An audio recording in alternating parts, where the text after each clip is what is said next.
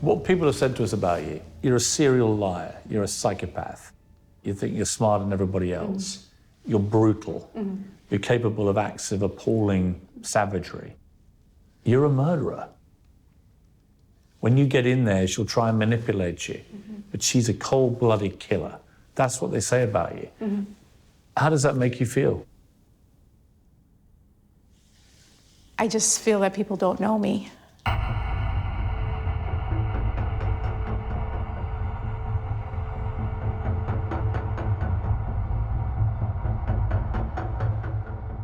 Did the state prove to you that I was there on that day? Well, they can't do that.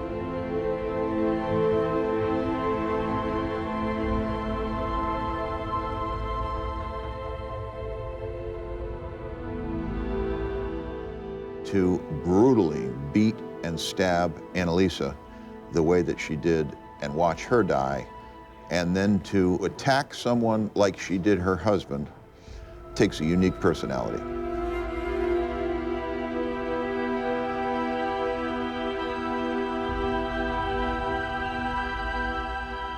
She's the one you don't expect, educated and comes from a good background. She's the one that everybody goes, it's not her. Sheila Davalloo killed one person and almost killed another person. I think she's probably one of the most dangerous people I've ever seen.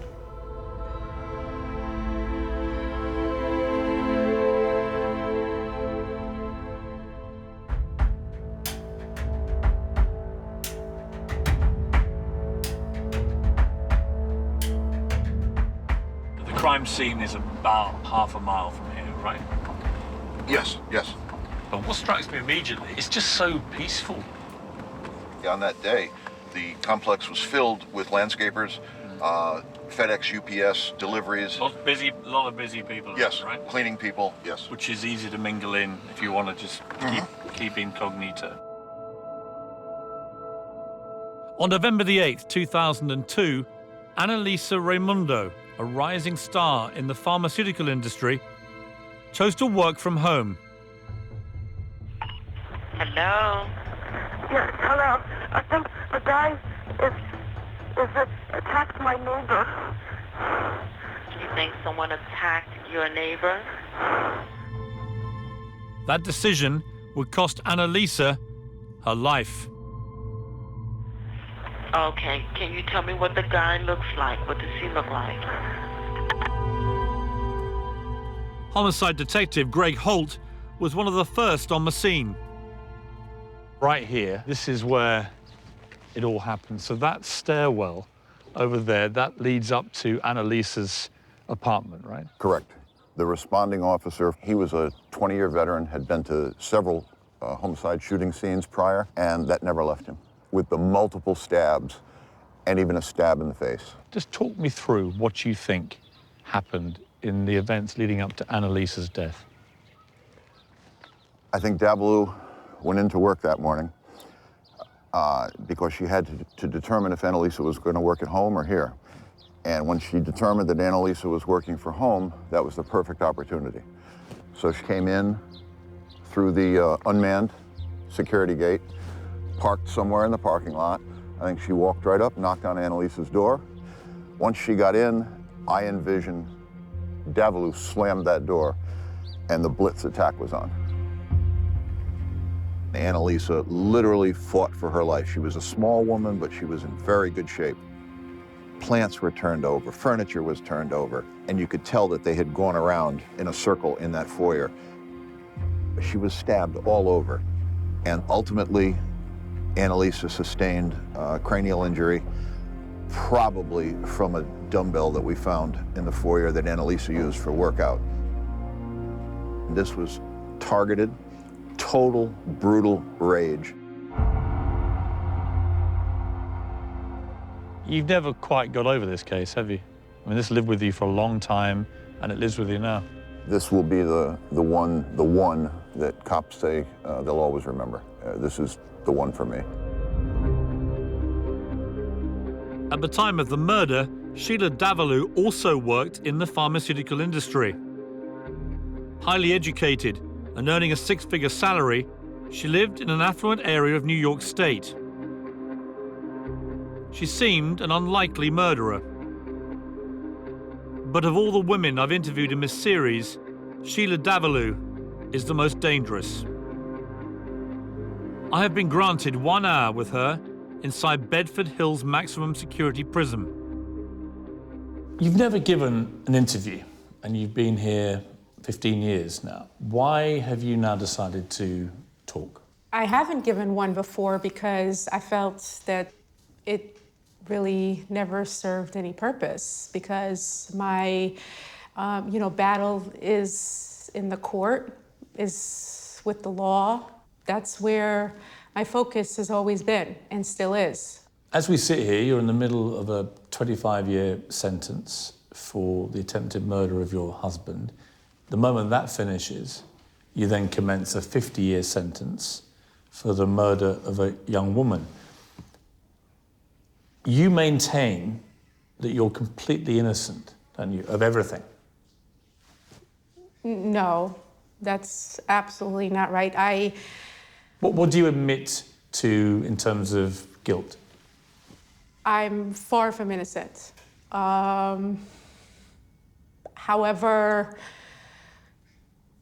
I think the story is nobody's really cared to delve into the story to see if there's another possibility. Here's the theory, that in the end, the detectives and the jury, everybody basically concluded was what happened. Mm-hmm. You fell in love with this guy at work, you're in an unhappy marriage, and you want to be with this guy, but you can't because he has this other girl that he's in love with. And when you confront her and tell her about the affair, a fight starts, and you end up killing her. That's what everybody believes happened. It's not the truth, though. Isn't it? No. At first, police struggled to find any motive for Anna Lisa's killing. It would take 10 years before Sheila was convicted of her murder. This case was an extraordinary one for you. Why did it mean so much to you?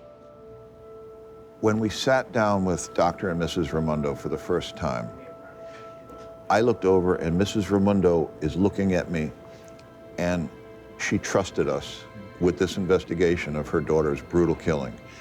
And that just grabbed a hold of me and said, we've really got to run this down somehow. Anna Lisa was such an intelligent, sweet, kind young lady who was living a good life. No reason to believe that she was going to be targeted. Great career ahead of her. And this is just senseless. Have you encountered a more dangerous person than Sheila Davalloo? Although she comes across very, very mild-mannered, psychologically, I think she's probably one of the most dangerous people I've ever seen. They say that you left your building at work and that you had enough time between leaving and returning a few hours later to have committed this murder. There's enough time for you to have physically done it. Mm-hmm. I think that it's very important in a circumstantial case for the prosecutor to place me at the scene of the crime. So your conviction now is that you just went from work and you went home. I shopped, and I used to shop at a nearby health food store, and I went home. And my tower... You never went anywhere near Anna Lisa's apartment? Absolutely not. I am certain that I wasn't there in that area. My cell phone records shows that I have made a phone call 2 minutes after that 911 call at 12:15 out of Portchester, New York. If the prosecutor had cell tower records that would place me at the scene of the crime, he would have used them.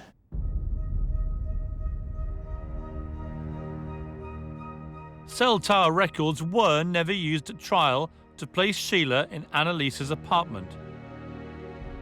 but she could still have been there. Trying to make sense of this murder seems to come down to this question. Is Sheila Davalloo really capable of viciously stabbing a defenseless young woman multiple times? In the weeks after the murder, she wasn't even a suspect. Greg, the strange thing was after Anna Lisa died, within a few hours, her boyfriend, Nelson, turns up. And his behavior is just a little odd. You come home from work, you pull into your condo, which is a very quiet area, you park your car, and all you see are police cars, crime scene vans. Your average person would just charge that police line and want to get into their house, want to see if their soon-to-be fiancé is okay. He went in the boat shed, laid down, and went to sleep. He, for quite a while, was your prime suspect because of his behavior until you established a cast-iron alibi for him.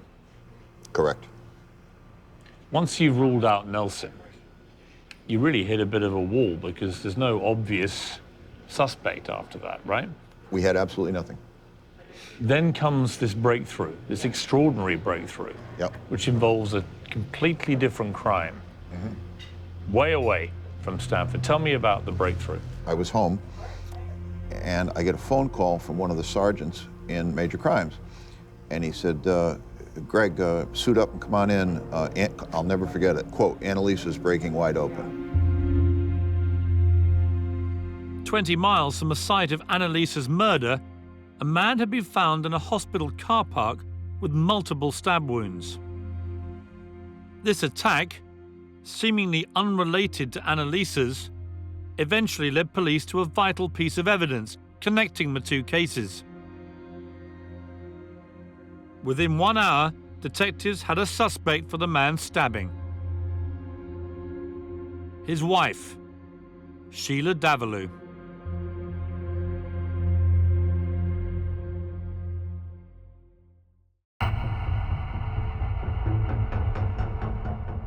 This was a professional, educated woman in a marriage who had tricked her husband into being in a position where she could stab him multiple times, including once through the heart. That is uncommon, to say the least. 5 months after Anna Lisa was stabbed to death, police arrested Sheila Davalloo. She had stabbed her husband, Paul, and tried to kill him. He comes back to the house that day, and they start playing a game. Right. What is that game? Sheila says, let's play this game. I heard about it at work with a bunch of girls. I think it would be fun for us to reconnect.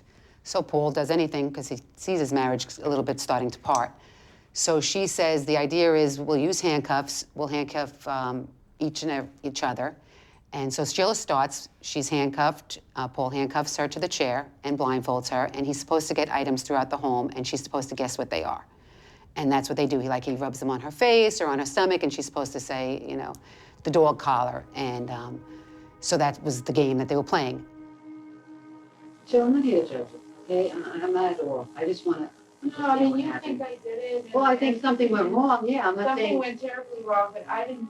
I'm not saying they did it with intent to hurt him. I'm not saying that. I just got to account for he's giving me a story that we're playing a game and everything was fine.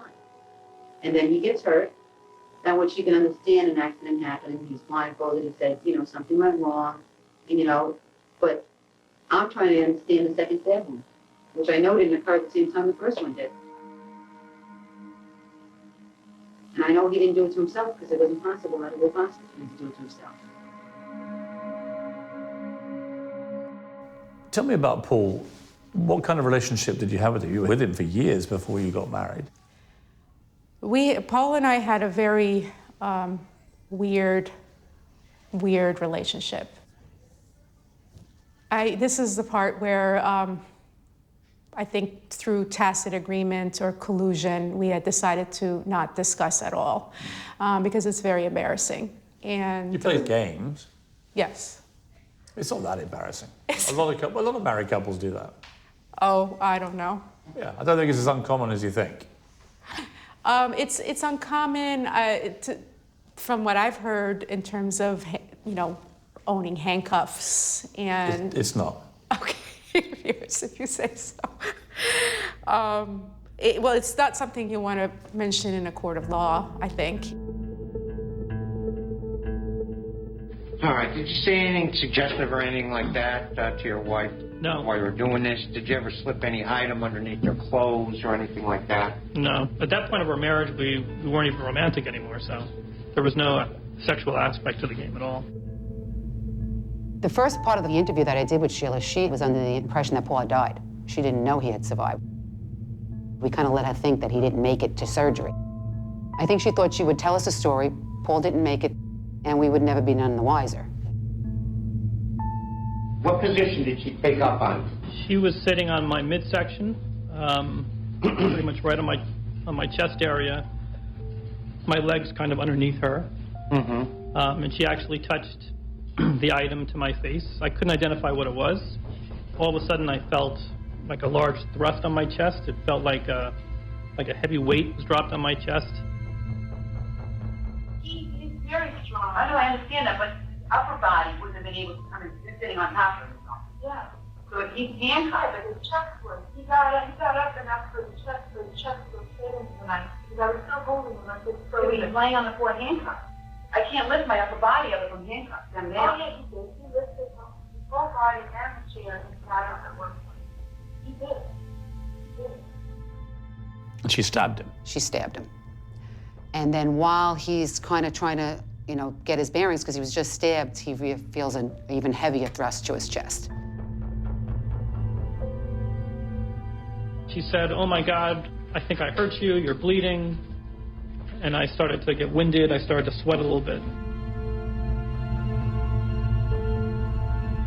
Bleeding from the stab wounds and struggling to breathe, Paul convinced his wife to take him to hospital.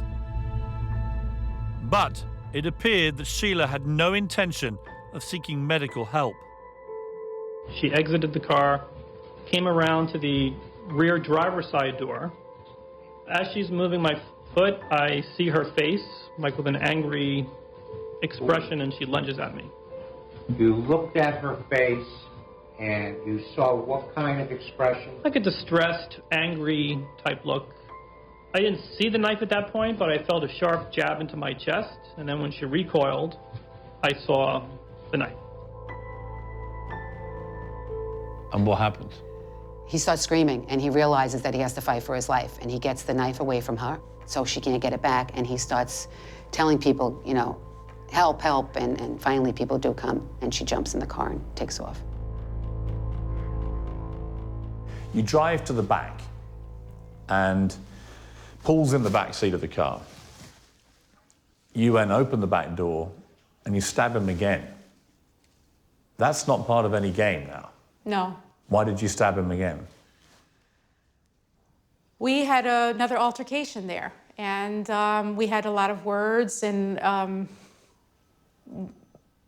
we wanted to talk. We were talking about what to say and how to tell people what happened, and we had a big disagreement. And I still had the knife in my hand, and I threatened him with the knife. And he took the knife. He threatened. Oh no! He threatened to take the knife out of my hand. That he was going to kill me, and I just lunged at him, and he grabbed the knife out of my hand and threw it away. And I have no good explanation for any of it. I mean, the fairly obvious one is, if you're not you, is that you're trying to kill him, because you've had 2 goes at it in this game, and he's still alive, so he can tell perhaps the real story. And the way to stop him telling the real story is to finish him off. True. However, I tried very hard in desperation to get him out of the handcuffs. And that's contradictory to somebody wanting to kill somebody. But Sheila, you stabbed him in the heart. I don't think I knew where I was stabbing him. I wasn't aiming. Why are you still stabbing him at all, given you've already stabbed him twice and he's now at a hospital to receive emergency treatment, and now you think the best way for him to get treatment is to stab him in the heart? How does any of this make sense? No, it really doesn't make sense. You're absolutely right. I think I wasn't, I think we were just very confused, both of us, and he was... Well, I bet he's confused. Yeah. He's wondering why his wife's stabbing him to death. Yeah. Right? Mm-hmm. That's confusing.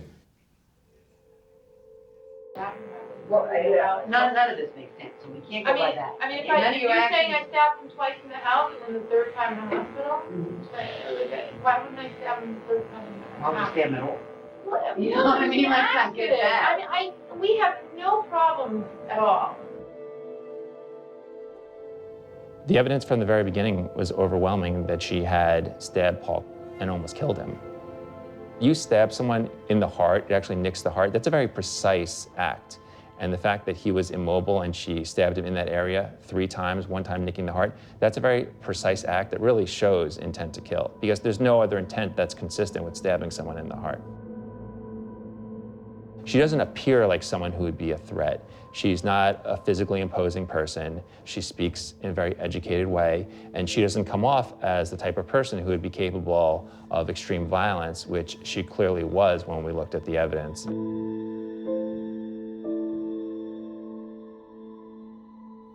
My inclination would not be that I could imagine you stabbing somebody as brutally to death as Anna Lisa was stabbed to death.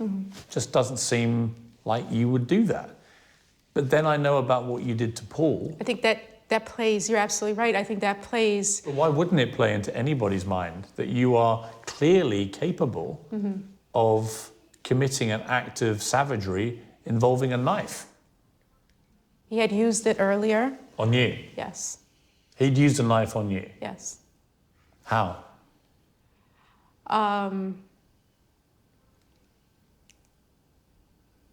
He ended up cutting me with the knife, and... Where did he cut you? Right in the chest, and I still have a scar of it. And I think that I think the pain was just too much for me at the time. I was always on the receiving end of a beating, and wait. That's just, so your husband would repeatedly beat you? No, I mean, it was consensual. He beat you consensually? Yes. How? With his fists? What? Yes. He'd punch you? Slap, punch, and I think at that point with the knife, it just, I couldn't take it anymore. I just wanted to, I guess I just wanted him to see how it felt. I mean, he's never said he's ever hit you like that. In fact, he said the complete opposite. He said in court, under oath, that you had never shown any violence and there'd been no violence in this marriage ever. I don't think we thought of it as violence. What, being punched and kicked and slapped and stabbed? Yeah. Fairly violent, isn't it? Yeah, well, I think we thought of it as part of the game. But was he lying in court then, under oath? Because that's obviously a pretty serious offence. I think we didn't want to, neither of us wanted to talk about that. I deferred to his testimony. I've interviewed Sheila Davalloo. She says that they had played this game many times before, but it had become increasingly violent, that Paul would repeatedly punch her, including in the face. He would slap her, and that she believed on that day the level of violence after he took the knife to her first and cut her across her chest had reached such a point that she flipped and she attacked him to defend herself. Never once did she even mention that. She had no injuries on her when we arrested her. Anybody that ever met Paul would never believe that story. For 5 minutes you could meet Paul and know that wasn't true. And I say that knowing that behind closed doors things happen in people's homes.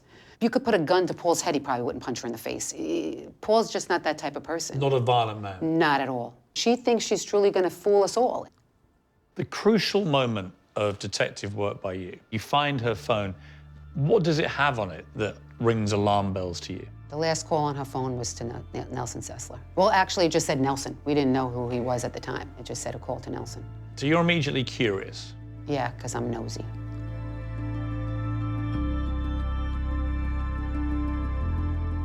Detective Carpentier came here with a phone, a cell phone that had a person's name in it from a crime scene they had over in New York. She asked if anybody knows anything about this Nelson Sessler. One of our guys here, Frank Lacona, says, wait a minute, that's the boyfriend in the Anna Lisa Raymundo homicide. They let me look at the crime scene photos, and they let me listen to the 911 tape. Yes, hello. I think the guy is attacked my neighbor. Told them right away. I said, I just interviewed her for 10 hours straight. That is Sheila Davalloo. Nelson, who is Anna Lisa's boyfriend, is in Sheila's phone. There's got to be something going on here.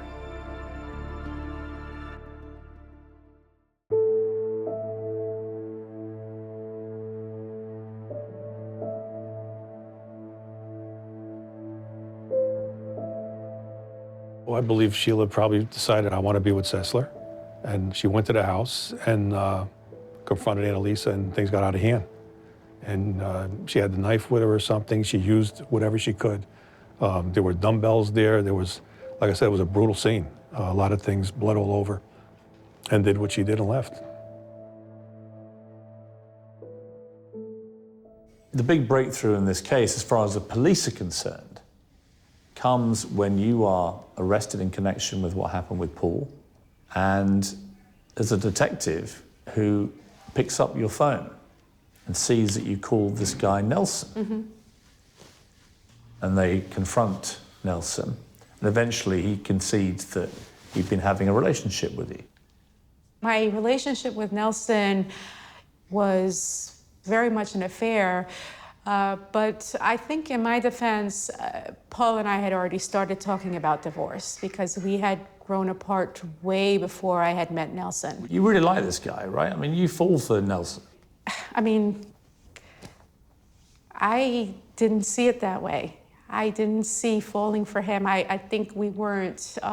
He was very intelligent. You know, he's a good-looking man, very funny, witty. However, I think... You were in love with him. I don't know why you're shy of admitting that. I didn't see it that way. I didn't see Nelson as... I could have, if I wanted to be with Nelson, I could have easily divorced my husband.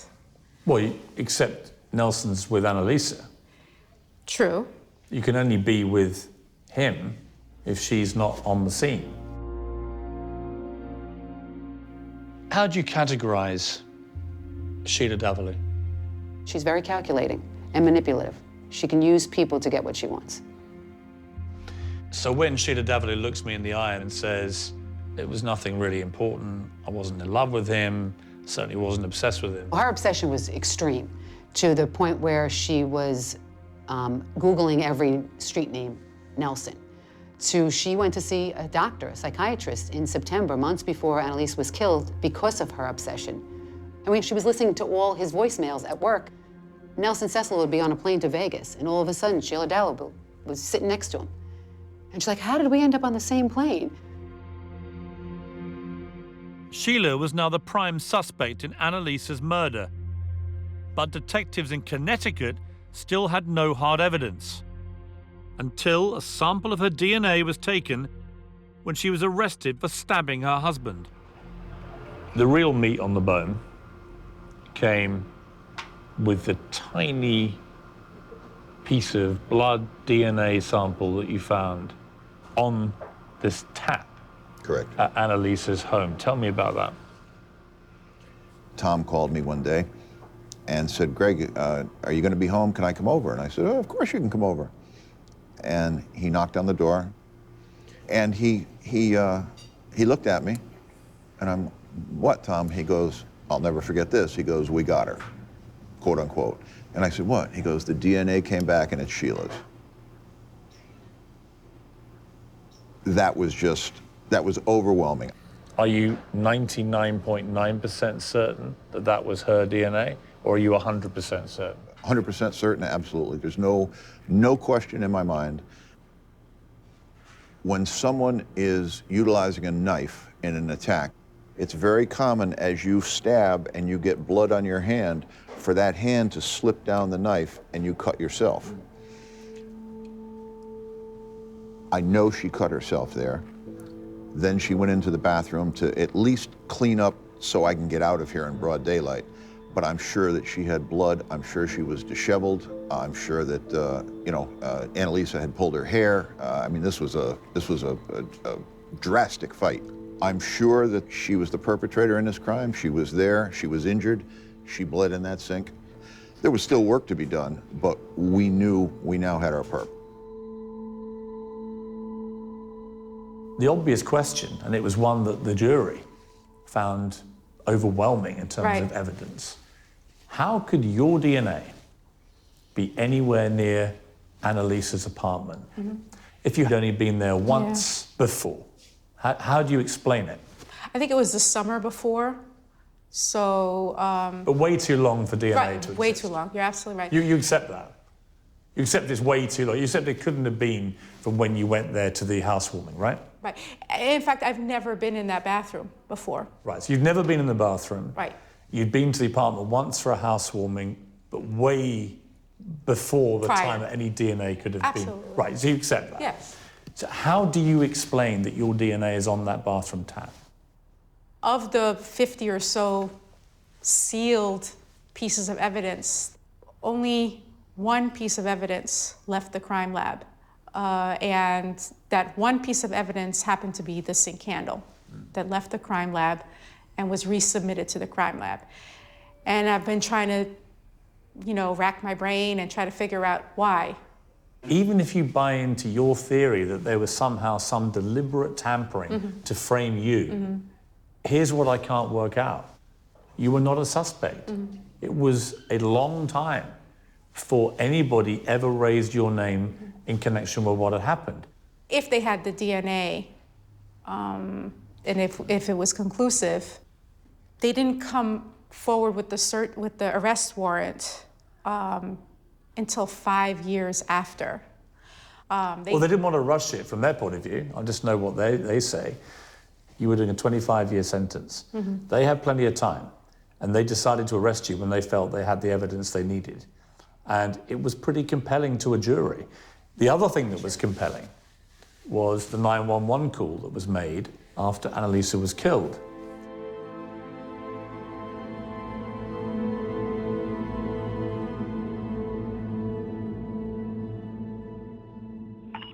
Hello?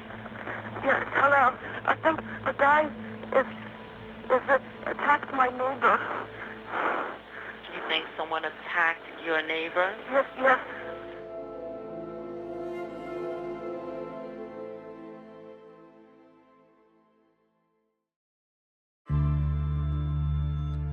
First and foremost, I'd like to thank God for giving me the courage and the strength to stand here today. This is a case where I am being accused of killing somebody. Did the state prove to you that I was there on that day? Well, they can't do that. Almost 10 years after Anna Lisa's murder, Sheila Davalloo was finally brought to trial.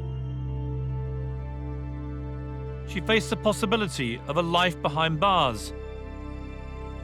Yet she took the extraordinary decision to defend herself. Good afternoon, Mr. Sessler. You had lied to the police? Yes, I wasn't forthcoming to the police. Okay. And what was the nature of that lie? I hadn't told them that you had been my girlfriend in the past and we had a relationship. Sheila is definitely a smart person. There's no doubt about that. She was successful in her career.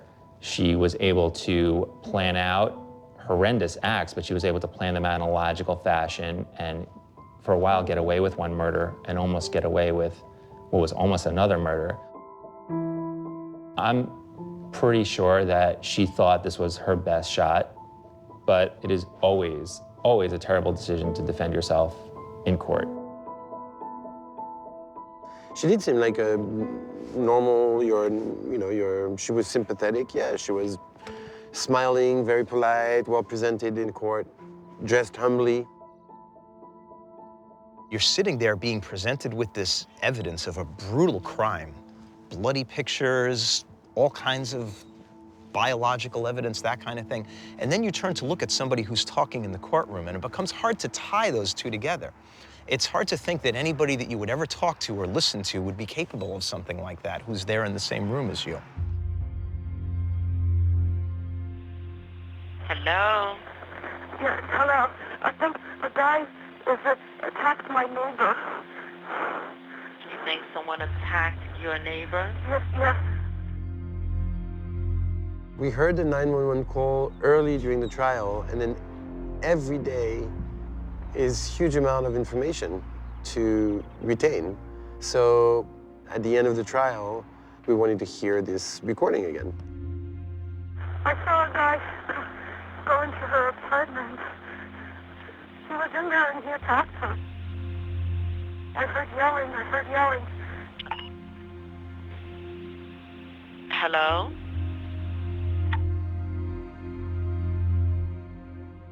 At the beginning of the trial, I don't think we had heard Sheila Davalloo's own voice enough to make our own decision as to what we heard through the 911 call. Listening to it again at the end was actually, it was shocking because you could hear really her voice. I mean, that was my experience. I could really recognize her voice. The jury concluded that person who made the call was you. Mm-hmm. Was I he? don't know that. Is that true? Yeah. That's what the jurors have said afterwards, that they believed it was you. But do you know why they think it was you? Because you decided to defend yourself. They listened to your voice every day. If you hadn't defended yourself, those jurors might have acquitted you. I find that very odd because that's the reason I defended myself, because I wanted them to hear me. And those who knew But you me, basically convicted yourself by doing that. those who knew me intimately and closely disagreed. Yeah, but It doesn't sound like me. I've listened to it and I've only been with you for an hour. Sounds like you to me. Yeah.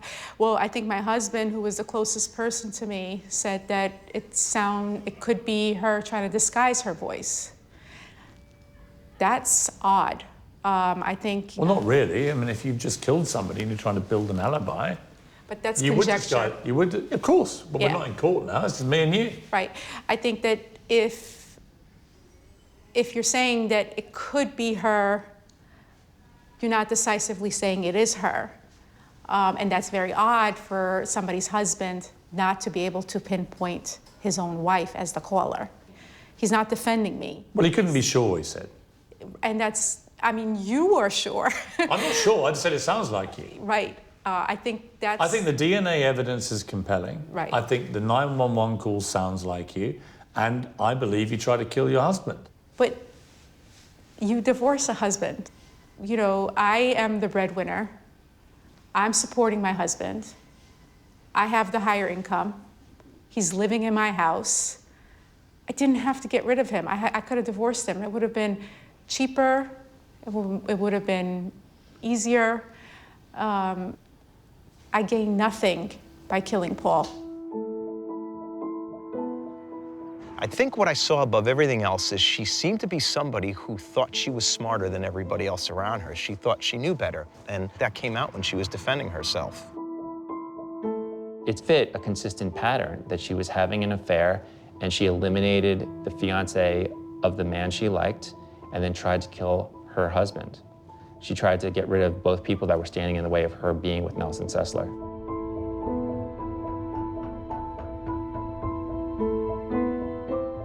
The defendant, Sheila Davalloo, please rise and face the jury.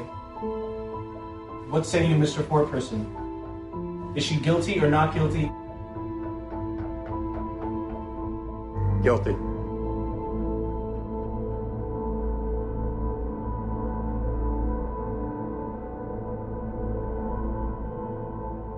You don't get the impression of somebody incredibly dangerous. And yet, she clearly is very dangerous. I think she can ramp up that danger in her to a point where it becomes open physical aggression I think she's probably one of the most dangerous people I've ever seen. You're in here now for the rest of your life. Mm-hmm. What is life like for you in here? Life is decent. It's peaceful. I'm very active in the community. I'm at peace, and I'm fighting my case. When your parents come to see you, Mm-hmm. when your parents come to see you, it must break their heart, doesn't it? I mean, there was this It brilliant, does. beautiful daughter Thank you. who had everything to live for, who had a great job, Mm-hmm. was married to a good guy. You lived in a lovely community, nice place, Yeah, 2 dogs, everything was, yeah. and now this. But the saddest thing for me is your apparent self-delusion, Mm-hmm. that you've maybe convinced yourself you didn't do this. No, because I didn't. I mean, I don't have a split personality disorder or anything like that. I wasn't there. It doesn't really affect me in any way if people believe me or not. But, but you're doing an interview because presumably you think people should believe you. You know, if you were to believe me, it wouldn't help me in any way. So I'm not sitting here really to try to convince you. I'm just telling you how it is and what it was. And it's not pretty. Still, my story is not eloquent. It's not, you know, I'm not denying what I did to my husband. I did not want to kill him. I am beyond relieved that at least I don't have 2 murders on my rap sheet. However, I will, you know, till the last day that I'm alive, be working on proving my innocence in Connecticut. Oh, I think she's very dangerous. I do. I think if she was out, she'd probably do it again. Find somebody to be with for a while and then find somebody else, and something probably would happen. The deterrent effect of any sentence imposed really has very little meaning here other than to send a message that it cannot be tolerated in our society. That cold, calculated nature, that terrible act that occurred cannot be accepted by the people.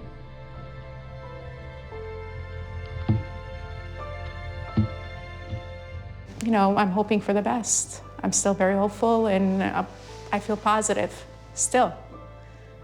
Sheila, thank you. Thank you.